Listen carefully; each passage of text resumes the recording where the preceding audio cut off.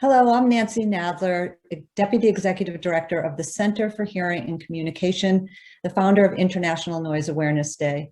And I'm absolutely thrilled to introduce to you two experts in the area of sound.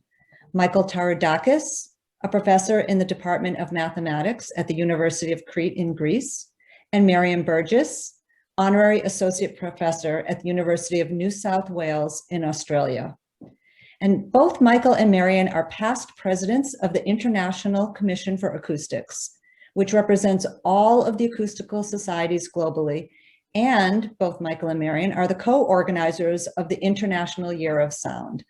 Welcome. It is such a pleasure to have you here and be with you here today.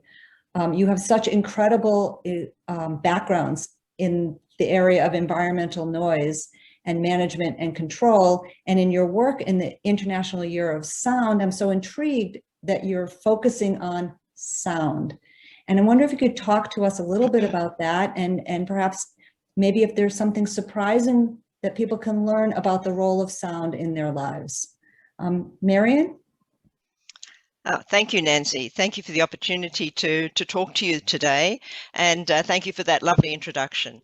So sound, I think we're all aware, sound is all around us. We're doing it today. We're talking, we're listening, we enjoy music. It's important for our cultural environment, etc. So I think we're all very aware of those sounds. We're also very aware of noise, but sound is much broader than that as well. If you think about ultrasonic sound, I guess we're all aware if we have a break, then that's used in medical diagnosis. But it's also used for a lot of other aspects in medicine, like smashing up kidney stones or getting down to the cellular level and assisting getting drugs into the cells within the body. And then at the other extreme, in the engineering area, we've got things like metamaterials, which are designed specifically to absorb sound at certain frequencies. So it's a very, very broad area. There's even the use of sound to follow the swarms of insects as they're moving around the crop areas in different parts of the world. Right. So it's really quite broad. Indeed it is. Indeed it is. Michael, you know, as in your role as past president with the International Commission for Acoustics, you founded with Marion the International Year of Sound. Can you talk a little bit about the highlights and really what you're hoping to accomplish with this? Yeah, sure. Thank you also for the invitation to talk with you and with your colleagues about sound, about the International Year of Sound. As you said, we try to organize this International Year of Sound in order to raise the awareness of the people about the importance of sound for our world and about our society, about our lives. We started with an opening ceremony in the great amphitheater of Sorbonne in Paris. That was a great success, and Marion presented the basic objectives of the International Year of Sound and why sound is important for our lives.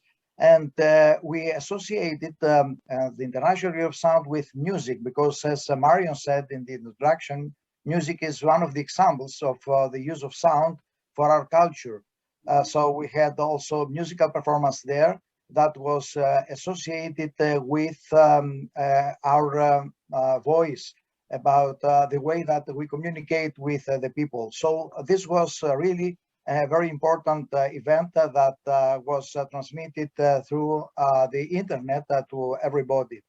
We launched a students competition that is more oriented towards the students of the elementary school and the secondary school.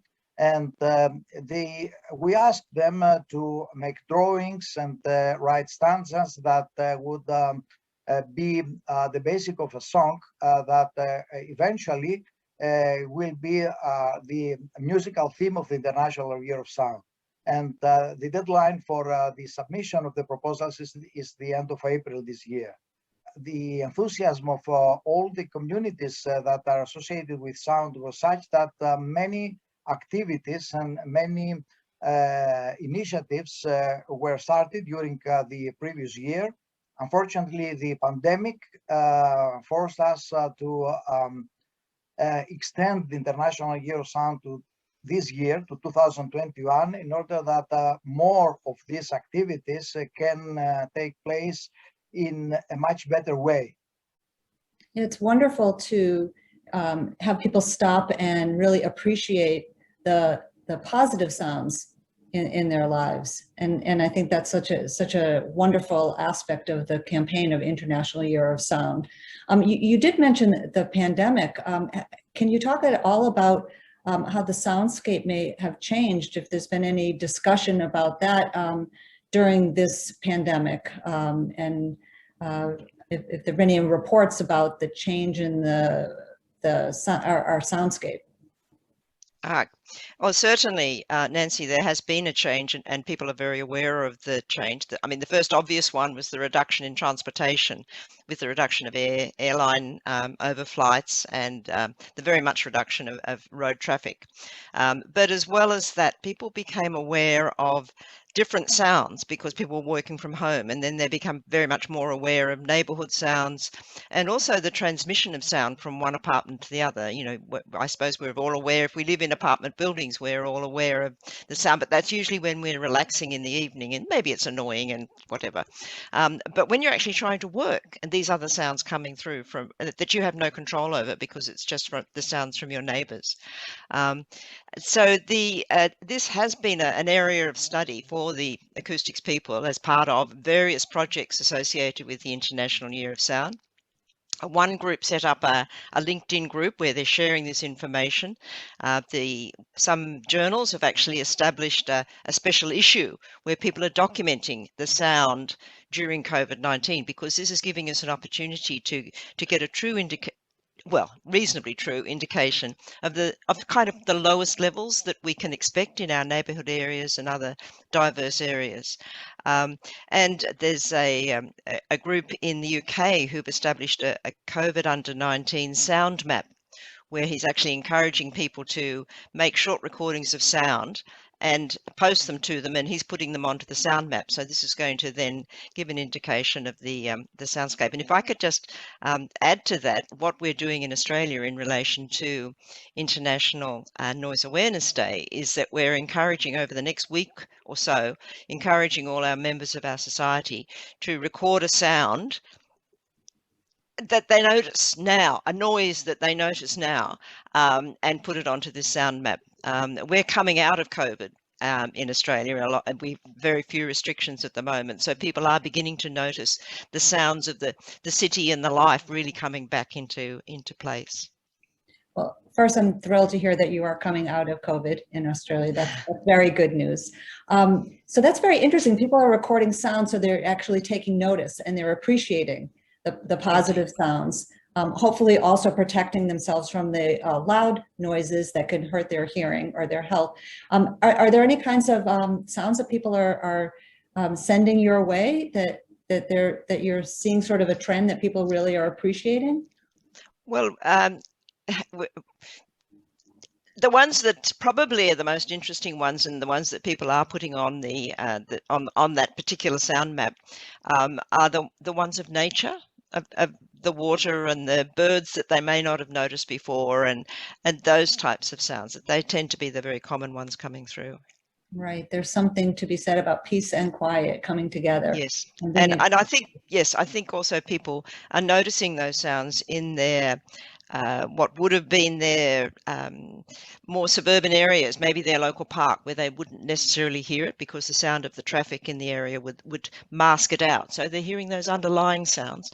But the other thing that they're also hearing are some of the annoying sounds, like the traffic can help to mask out the sound of a pump, like a swimming pool pump or some other sort of water pump or something like that. And that's a very repetitive sound. So there's a few of those that have been put on, where the comment is that, you know, I didn't hear this sound before, and now I hear it all the time, and it's driving me crazy. Right. Can have that impact as well. So in addition to sending sounds that you can put onto this sound map, wondering if you can tell us other ways that people can get involved in International Year of Sound. What are things that you'd like people to do? Maybe you can talk about that, Michael. Okay, thank you. People are invited actually to contribute to the goals of the International Year of Sound by making whatever they come into their mind about sending messages to the general audience, because we are addressed not only to the specialists and to the scientists, but to the people who should become aware that sound is an important part of their life. So if they believe that they can organize anything, for instance, a webinar, some workshop that can be transmitted at the time, for the time being, through the internet, an exhibition, whatever they believe is a means to pass the message to the people, they are welcome to contact us, and then we can tag this event, this initiative, as an International Year of Sound event. And everything is going through our website, which, by the way, has a lot of hits every month, thousands of hits. So many people visit the website and get all the information about the initiatives and the events that are going on around the globe. We put some messages in this website that transmit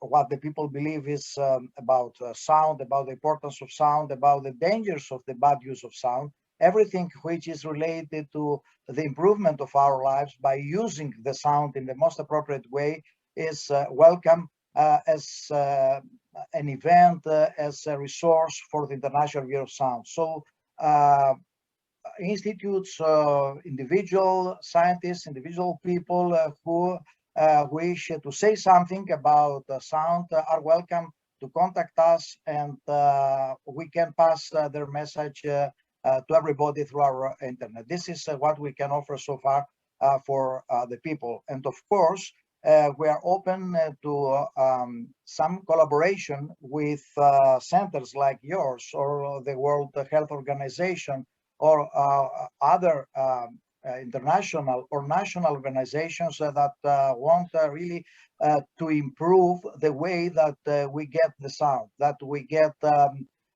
information, the culture, and whatever is transmitted through the sound.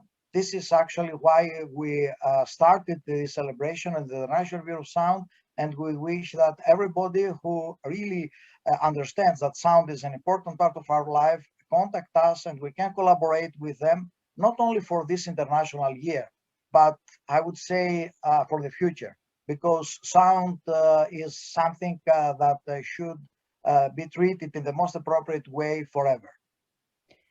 Well, I think that is really such an important message. Just exactly said, sound is something that is important to pay attention to. It's important that we, as you said, not just in this International Year of Sound, but always. And I can't thank you enough. Marion?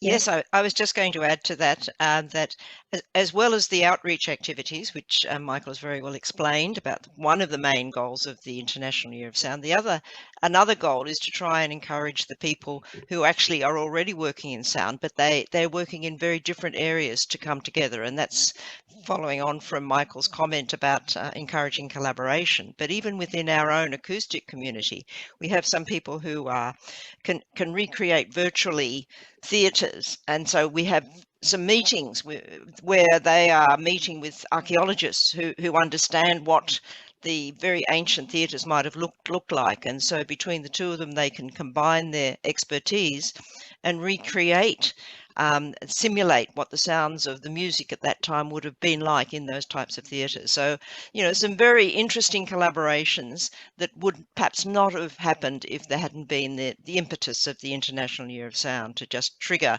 that concept.